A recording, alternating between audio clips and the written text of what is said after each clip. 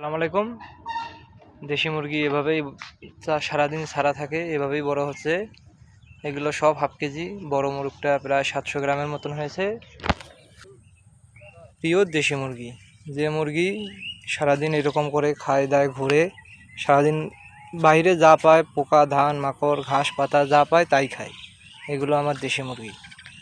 থেকে প্রায় 3 মাস আগে বাবা আর আমি হাটে গেছিলাম গরু কিনতে। গরু নিয়েছিলাম একটি ছোট, 20,000 টাকা দাম ছিল। গরুটি আজকে বিক্রি করে দিয়েছি 3 মাস পর। এই যে গরুটি নিয়েছিলাম, এই গরুটি কেনার পর ছিল 20,000 টাকা।